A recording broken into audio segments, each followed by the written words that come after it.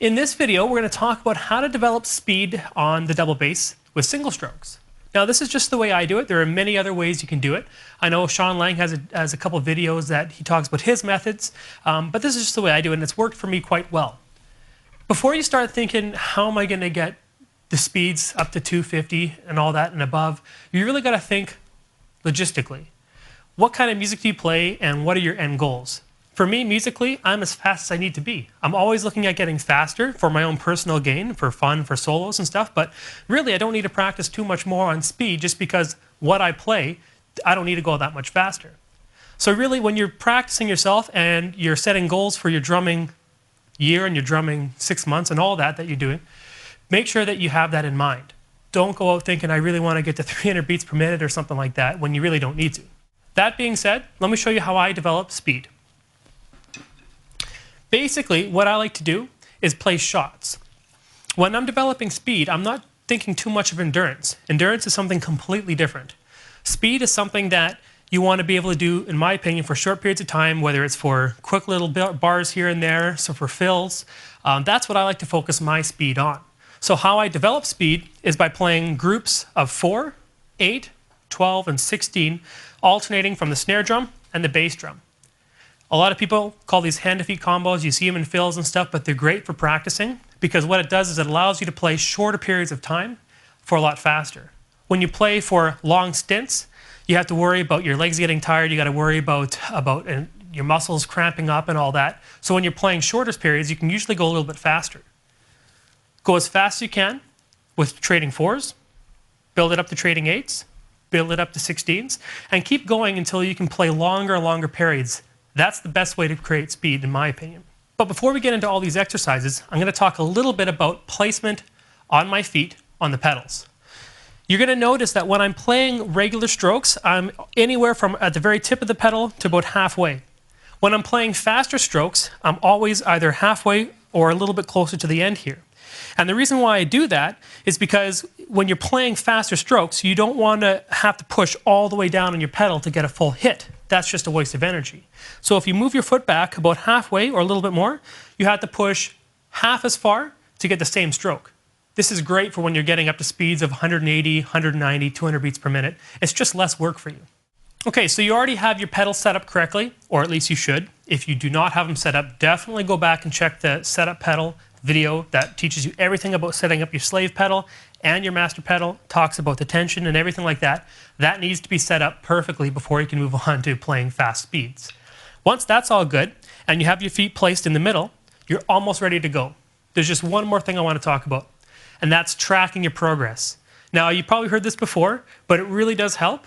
When you're practicing speed and you're trying to see improvement, you have to track it. So what I've done is I've created a progress chart that you can download, print it off, bring it to your kit. What you're going to do basically is print off or write down how fast you're playing and how many repetitions you're playing it at.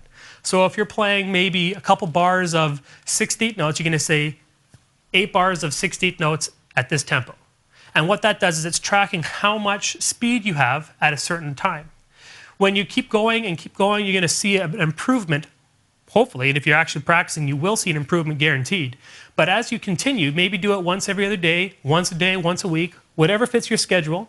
Mark down what you're doing, and you're going to see that as you keep going, not only the length of time you're going to be playing is going to increase, but also the tempo. And it's really cool seeing how, from the very beginning to where you're at now, the improvement there. It's pretty cool. So make sure you track your progress and have a metronome for that too. Let's get going with these exercises.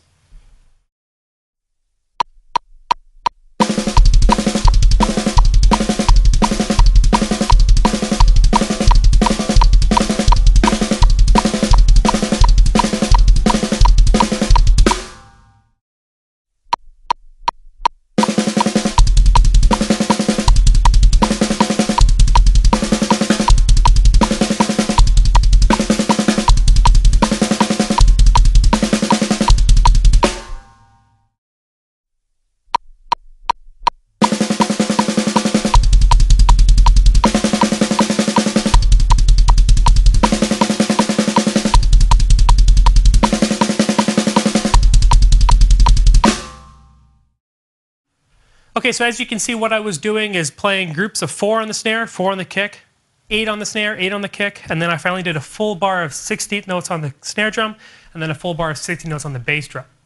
It's great for alternating, building your coordination with your sticks and your feet, and it's also great for marking how fast you can go. I was doing them at 160 beats per minute. Definitely try and go as fast as you can.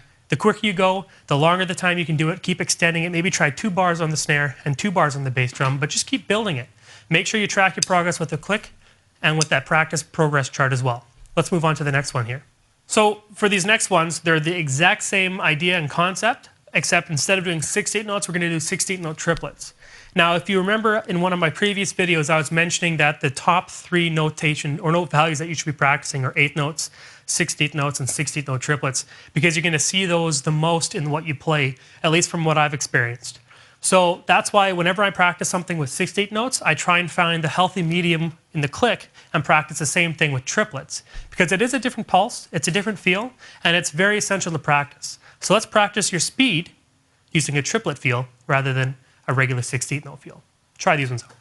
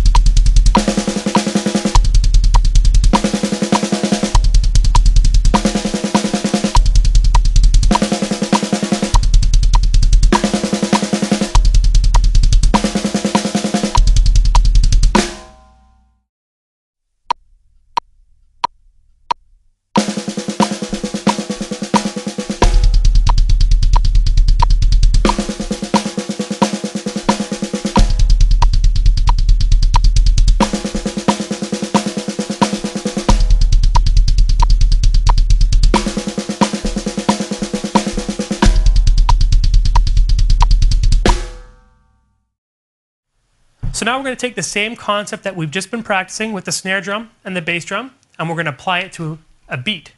What we're going to do is we're going to play a beat as fast as you can possibly go. So whether it's 150 beats per minute, 160, just find your tempo. I'm going to play at 170, and what we're going to do is we're going to play 1 bar of the beat and then 1 bar of a beat with just very plain single bass. Then switch back to the beat with double bass, and then back again. And what we're doing is we're alternating, so it's going to allow you to take a bit of a break. So that rest that you're going to have is going to build muscle memory when you actually start playing the fast strokes. From then, double it. Play 2 bars of beat, 2 bars of rest, 3 bars of beat, 3 bars of rest, and so forth.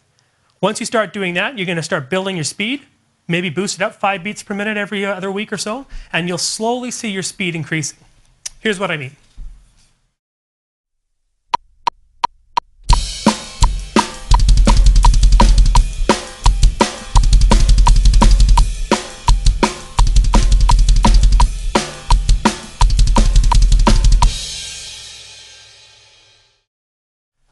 So there you have it. Those are my exercises and the things that I do to develop speed on the single stroke double bass.